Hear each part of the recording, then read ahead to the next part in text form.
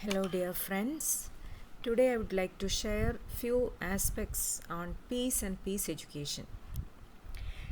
As we all know, education is the fundamental device in bringing about peaceful economic and social revolution for ensuring peaceful coexistence. True education has always related with cognitive, affective and psychomotor aspects of an individual.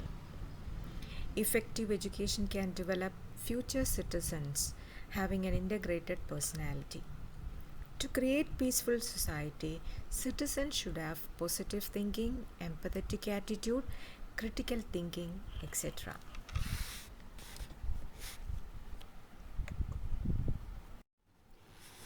Generally, peace can mean the absence of war, terror, or violence. Peace is an important criteria in national integration. National and emotional integration implies a feeling of oneness which may transcend all groups or cultural differences and synthesize the different religions, castes, linguistic communities emotionally into a compact whole. It implies a feeling among citizens of India that India is one and we belong to it emotionally. And country comes first, and other loyalties are submissive to it. Education can play a major role in maintaining this feeling of oneness among citizens of India.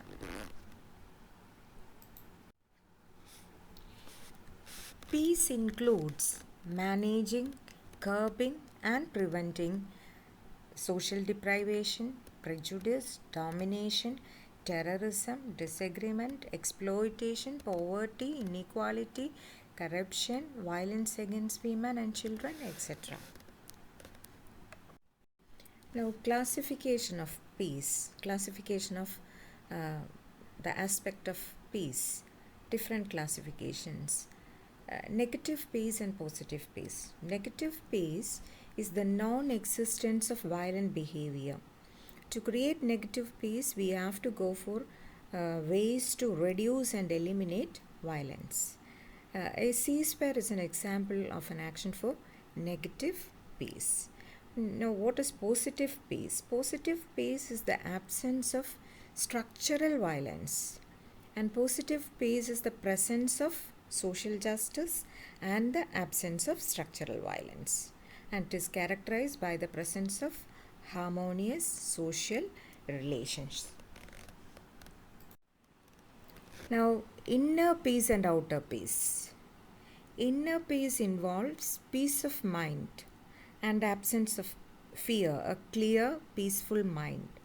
And outer peace has different dimensions of levels of peace, such as individual level, social level, environmental level, national level, and even global level. So that is about inner peace and outer. Now another classification, cold and hot peace. In Cold War, there is mutual antagonism without actual engagement. And in hot war, there is a condition of mutual hostility and active physical engagement. So, that is the difference between cold and hot peace.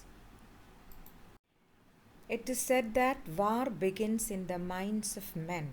So, it is in the minds that seeds of peace must be sowed.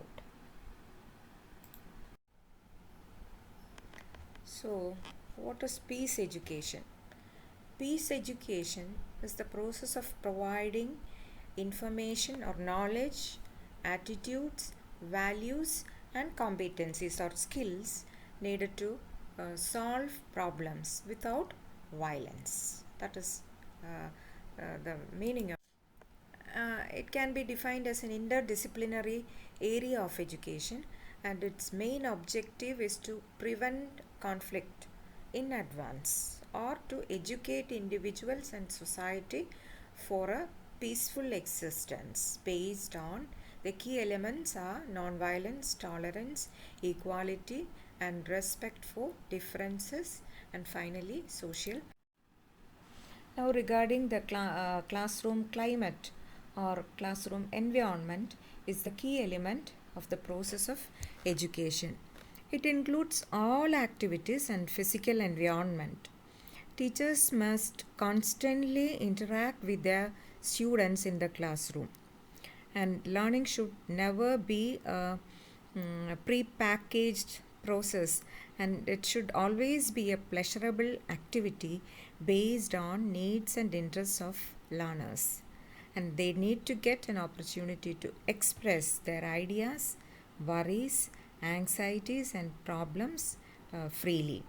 Teachers should teach students how to solve genuine problems, which is the primary objective of education in a democratic society. So that is the quality of classrooms.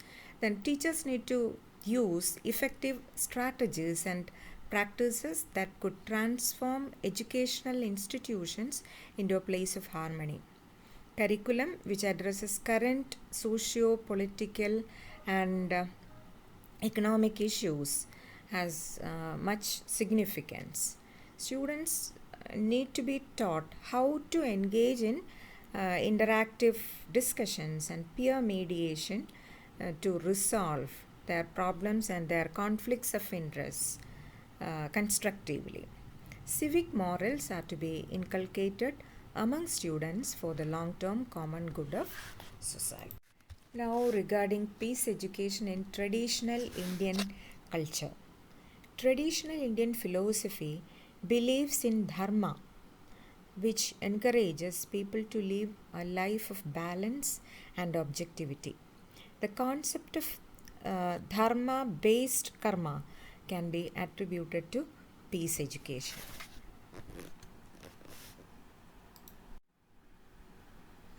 And now, a culture of peace can be achieved when citizens understand national and global problems, have the ability to resolve conflicts and struggle for justice non-violently, realizing cultural diversity and respect the earth and each other. In spite of its incredible growth in the present century, peace education has not really incorporated in school system and in higher education system around the globe. I think a few countries have adopted formal school-based peace education activities. And Indian philosophy, the traditional Indian philosophy offers a totally different view with regard to peace, that is relationship between man and environment, which is also very significant aspect in the present scenario. According to Isha Upanishad, no creature is superior to any other. Human beings should not be above nature. Let no one species encroach over the rights and privileges of other species.